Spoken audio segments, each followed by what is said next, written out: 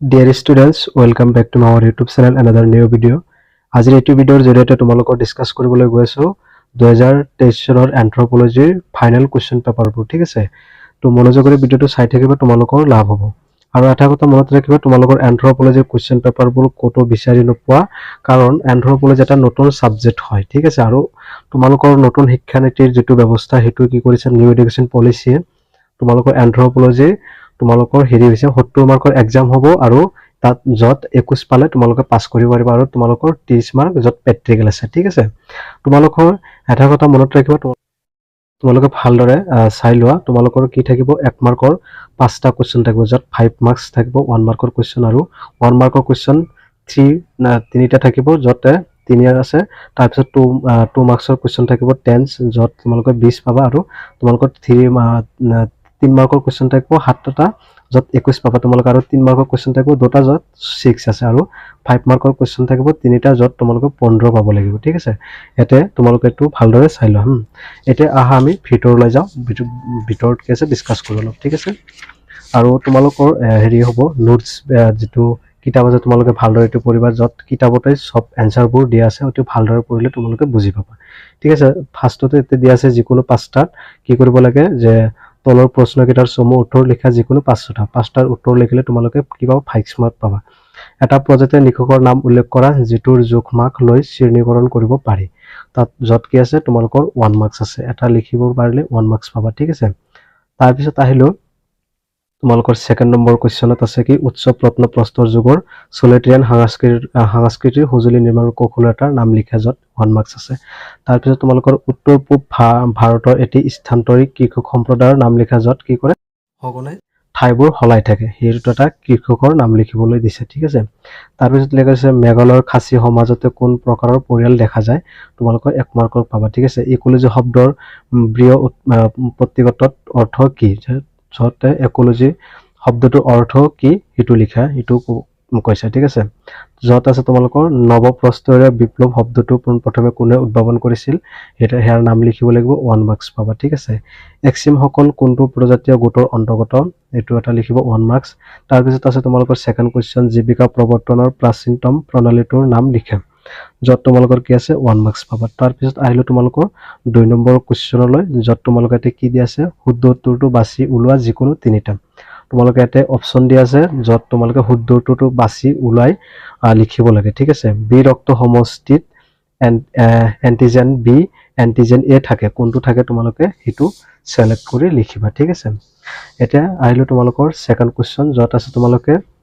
এতে কি আছে চেলটোপেৰনিয়াম চুৰি প্ৰয়োগ উচ্চ প্ৰত্ন প্ৰস্তৰ নিম্ন প্ৰত্ন প্ৰস্তৰ জগত কৰা হৈছিল কোনটো প্ৰত্ন প্ৰস্তৰ জগত কৰা হৈছিল তোমালোকে লিখিবা ঠিক আছে 1 মাৰ্কস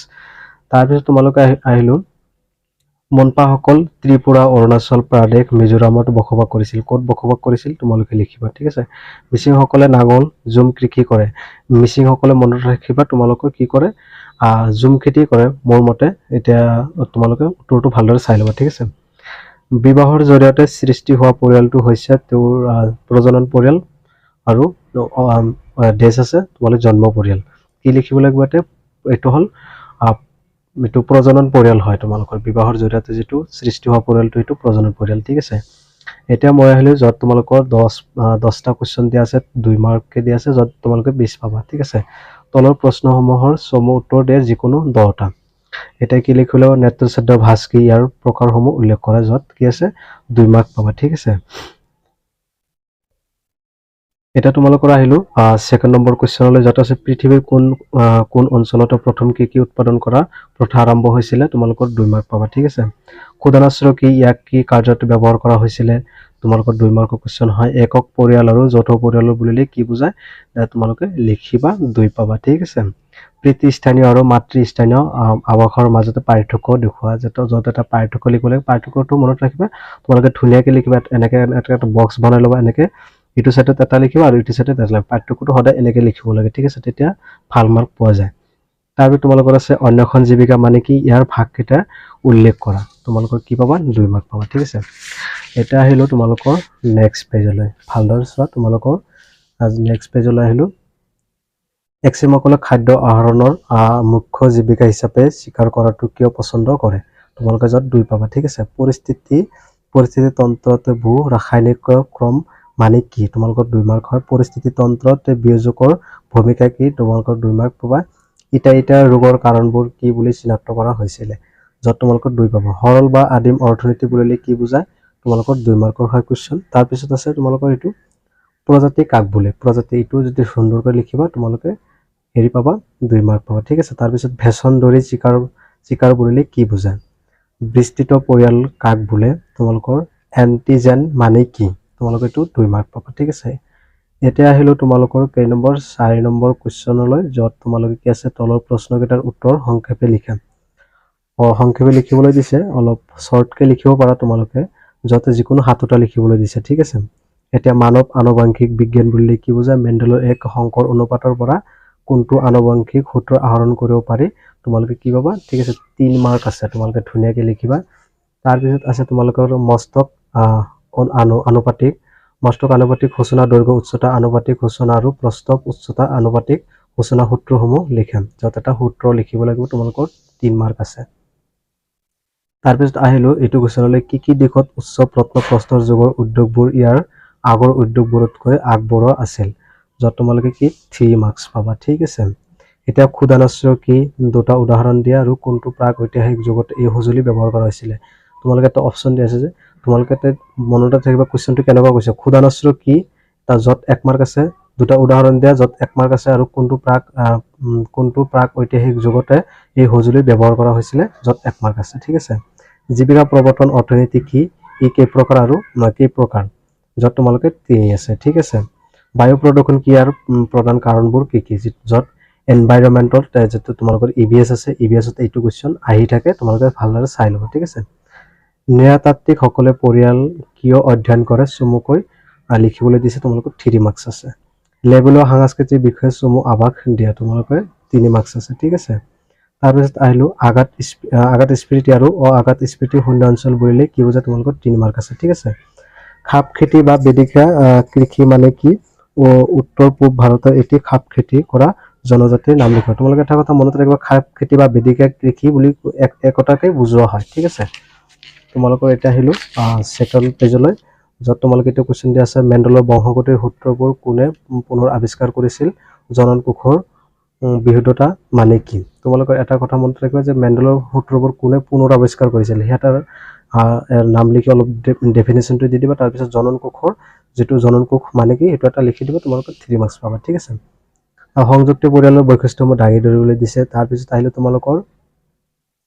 যত আছে তোমালোকৰ এটা 5 নম্বৰ কোশ্চনলৈ আহিলো যত তোমালোকে কি আছে 6 পাবা তোমালোকে 3টা কোশ্চন লিখিলে তোমালোকে 3টা কোশ্চন লিখিলে তোমালোকে হৈ যাব যিকোনো দুটা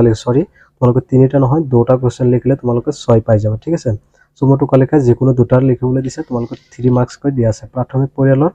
আন্তঃসম্বন্ধ গুচ্ছ আৰু নাঙল কৃষিৰ সুবিধা খাদ্যৰ শৃংখল আৰু খাদ্য জাল নিয়ন্ত্ৰিত গোষ্ঠী বৰ্ণাত্মক গুৰুত্ব ইয়াতে অপচন দিয়া আছে তোমালোকে 4টাৰ মাজতে যিকোনো দুটা লিখিলে তোমালোকে 6 পাবা ঠিক আছে এটা হলো 6 নম্বৰ কোশ্চনলৈ যত তলৰ প্ৰশ্নকেইটাৰ উত্তৰ দিয়া যিকোনো 3টা তোমালোকে দিবলৈ দিছে যত 15 মাৰ্ক আছে এটা কোশ্চনত 5 মাৰ্ক কে দিয়া আছে ঠিক আছে লং কোশ্চন হয় তোমালোকে চাই লোৱা ঠিক আছে এ বি ও ৰক্ত সমষ্টি কোনে আৱিষ্কাৰ কৰিছিল এ বি ও ৰক্ত সমষ্টি কেইটাৰ নাম লিখা আৰু প্ৰজাতি শ্ৰেণীকৰণত ৰক্ত সমষ্টিৰ সকলোতকৈ শুদ্ধ আৰু বিশ্বাসযোগ্য প্ৰজাতিৰ নিখক কিয় বোলা হয় কাৰণসমূহ উল্লেখ কৰিবলৈ দিছে তোমালোকে কি পাবা 5 মাৰ্কস কোশ্চনটো মনত ৰাখিবা ভালদৰে তোমালোকে চাই লবা আৰু এটা কথা মনত ৰাখিবা যে তোমালোকৰ 23ৰ যেটো কোশ্চন পেপাৰ আছে তোমালোকৰ প্ৰায় 24ত অলপ হলো মিলিব কাৰণ 60% ওপৰত তোমালোকে মিলিব ঠিক আছে বংশগতি মানে কি মেণ্ডেলৰ পৃথকীকৰণ সূত্ৰ আৰু জনন কোষৰ বিশুদ্ধতাৰ বিষয়ে আলোচনা কৰা বংশগতি মানে কি বুজা মেণ্ডেলৰ পৃথকীকৰণ সূত্ৰ আৰু জনন কোষৰ বিশুদ্ধতাৰ বিষয়ে আলোচনা কৰা তোমালোকৰ 5 মাৰ্ক আছে ঠিক আছে আপাতানীসকলৰ সমাজ সংগঠনৰ সম্বন্ধে এটি সংক্ষিপ্ত বৰ্ণনা দিয়া যত এটা শৰ্টকে কিন্তু অলপ ভালদৰে লিখিবলৈ ট্ৰাই কৰিবা যাতে মাৰ্কটো সম্পূৰ্ণ ফুল মাৰ্ক পোৱা ঠিক আছে তাৰ পিছত উৎপাদন জীৱিকা আৰু অন্যখন জীৱিকাৰ তুলনা কৰা যত এটা পাৰ্থক্য লিখিবলৈ ধুনিয়াকে তোমালোকে এনেকে আস্তানি তাৰ পিছত এনেকে লৈ পিলে এটা অন্যখন জীৱিকা লিখিবা আৰু এতে কি লিখিবা তোমালোকে উৎপাদন জীৱিকা এনেকে দুটা সাইডত লিখি এনেকে দুটা সাইডত লিখি দিবা ফুল মাৰ্ক তোমালোকৰ পাই যাবা ঠিক আছে 5 মাৰ্ক আছে অলপ ভালদৰে লিখিবা নৱপ্ৰস্তীয় বিপ্লৱ মানে কি বুজায় লিখা মনত ৰাখিবা নৱপ্ৰস্তীয় বিপ্লৱ মানে কি বুজায় কি বুজাই লিখা তোমালোকৰ 5 মাৰ্ক আছে ঠিক আছে পৰিয়াল এটি সাৰ্বজনীন সামাজিক গোট আলোচনা কৰা তোমালোকৰ সুন্দৰভাৱে এইখিনি কৰিবা তোমালোকৰ কি ফুল মাৰ্ক পাই যাবা ঠিক আছে আৰু এতিয়া এটা কথা মনত ৰাখিবা তোমালোকৰ আজি এই এন্থ্ৰোপলজি 2023 চনৰ কোৱেশ্চন পেপাৰ মই ডিসকাস কৰিলো ইয়াৰ লগতে মই এটা কথা কৈ দিবলৈ বিচাৰিছো তোমালোকৰ যেটো এন্থ্ৰোপলজি হেৰি দিছে প্ৰেক্টিকেল যে যত দিছে তোমালোকৰ এটা চাৰ্ট বনাবলৈ দিছে ডাটা কালেকশন কৰি এখন গাঁৱৰ সাৰ্ভে কৰি তোমালোকৰ কৃতজ্ঞতা স্বীকাৰ কাৰ্যসূচী এনেকৈ ধুনীয়াকৈ এটা বহি বনাবলৈ দিছে বহুতে কিজানি এইটোলৈ কনফিউজ হৈ আছে যদি তোমালোকে বিচাৰা তেনেহলে কমেন্ট কৰিব পাৰা মই হেখিনি প্ৰভাইড কৰিবলৈ ট্ৰাই কৰিম মোৰ ওচৰত আছে আৰু কেনেকৈ পাৰ্সেন্টটো ওলাব লাগে কেনেকৈ কি লিখিব লাগে মই হেখিনি তোমালোকক দি দিম ঠিক আছে সেইভাবে চেনেলটো সাবস্ক্ৰাইব কৰি লগত থাকিব তোমালোকৰ নেক্সট ভিডিঅত হেখিনি মই প্ৰভাইড কৰিম তোমালোকে এইটো যেতে ভিডিঅ প্ৰথমে পাই যোৱা তাৰ বাবে নটিফিকেশন সেট কৰি লৈ যাবা এটা তোমালোকৰ আহি হেক প্ৰান্তত হেক হৈছে তোমালোকৰ আৰু বেছি ভিডিঅটো দীঘলীয়া নকৰো তোমালোকৰ আজিলৈকে ভিডিঅটো মানে শেষ কৰিছো ধন্যবাদ